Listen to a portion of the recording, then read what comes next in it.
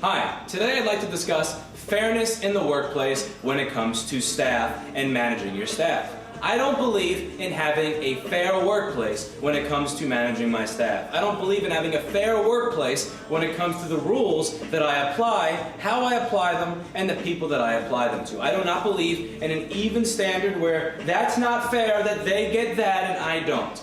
There was this famous gangster, and I wish I remembered his name, who had a great saying: if you're complaining to me that life is not fair, you're talking to the wrong fucking guy.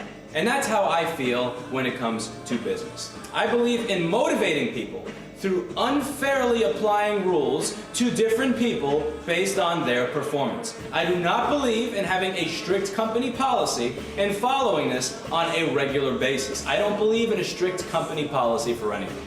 Let's take something simple like lateness, and I'll show you how I deal with it. Let's say we have a very high-performing employee, and to give a little backstory on this, 2.5 years ago, I had different demographics of people working at my business because I had a supply and a repair business within the same space. And it does take a different skill level and a different mindset and a different discipline to find somebody who will do micro soldering on a motherboard properly versus finding somebody who will wrap something in bubble wrap and put it in a box. So, the people working at my low profit margin business who were doing bubble wrapping and boxing and putting in boxes and dealing with returns were very often slightly lower skilled than the people who were doing micro soldering on motherboards for the highly profitable repair business. So on to my point. Let's say somebody was late, and this man was late by 5 minutes. I would talk to him about it. I would discuss how we've discussed this before. I may use shame when discussing certain other aspects of my business with him to make him feel bad about the fact that he was late. If there was a shitty job for that day and we had to choose who of 4 people would get that shitty job, that person who was late would get that shitty job, assuming that this was a lower performing employee.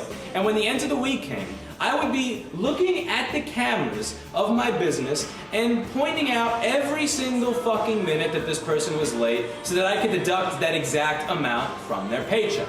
Now let's talk about the high-performing employee. Let's say he or she comes in and she's 45 minutes late, but this is the high-performing employee.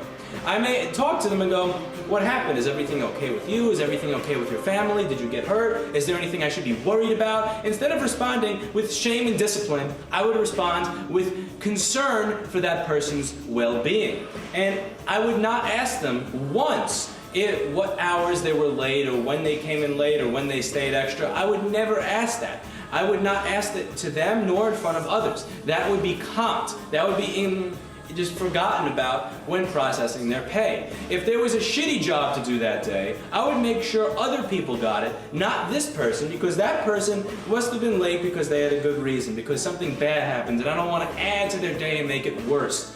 So what would happen, the 2 things that I would look to have happen would be A, the high-performing person looks and goes, wow, I did something way worse than that person did, and there was absolutely no punishment. Is that because I'm doing an amazing job and they're doing a shit job? Maybe I should keep doing an amazing job and seek to do better and better and better so that this treatment can continue. And then B, I would seek for the lower performing person to go, damn, look at how unfair it is that that person can be almost an hour late and be treated well, whereas I'm 5 minutes late and I get treated like shit. Is that because I suck at my job? Is that because I'm lazy, ineffective, and do not get things done when I'm told that I need to get these things done?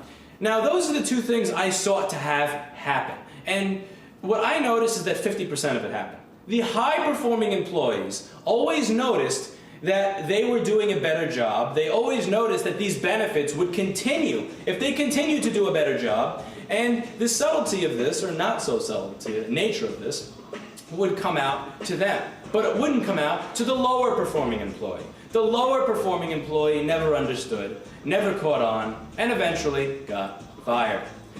I believe that you should have some sort of company policies in place or a baseline for how you deal with certain situations. But I also believe that if you want your amazing performers to continue to perform amazingly, that you need to to be a little unfair with these policies, and you need to be able to dynamically choose when you are going to apply the disciplinary action, when you are going to do the opposite of the disciplinary action. There needs to be a human component in here thinking at all times, because you want those amazing performers to continue to perform amazingly. And again, you don't want unfairness to work against you. You don't want people to be thinking, I hate that person and I hate this place because they broke the rule and they got away with it. Rather, when properly implemented, you want the unfairness in your work environment to work for you, rather than you having to do the motivation, rather than you having to have long drawn-out talks and performance reviews and performance evaluations and meetings on what is expected of people. You want the company culture to naturally set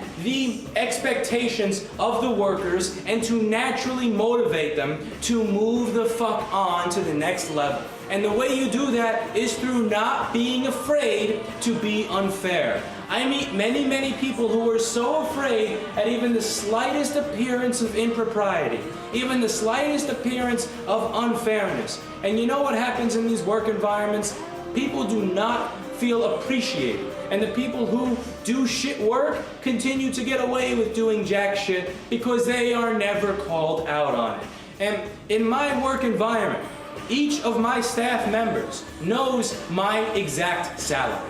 They know my hours. They know how I spend my money. And this keeps me accountable to them because I have to continue to provide returns to the business so that they feel that I am doing my job, so that they feel like I actually have a worth there. And it keeps me accountable. It keeps me working and it keeps me thinking.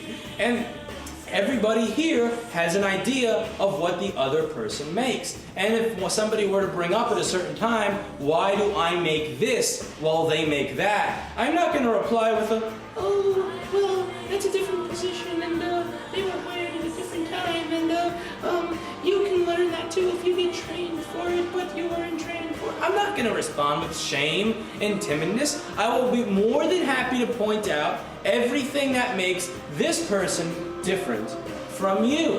And I will be happy to point out that if you can reach this level, then I will treat you accordingly. And I challenge people to go to the next level. I want people to go to the next level. I don't want people to be happy with where they are. I want them to do extraordinary things for me. And through having a bit of an unfair work environment, I encourage people to go above and beyond. And so should you. Don't be afraid of the fact that other people may be looking at the management and saying, why do they get treated like this when I get treated like that? Rather, use that annoying component of the workplace in your favor. Turn a negative into a positive. Turn something that you would usually have to put work in to avoid into something that actually works for you. Motivate through the power of unfairness.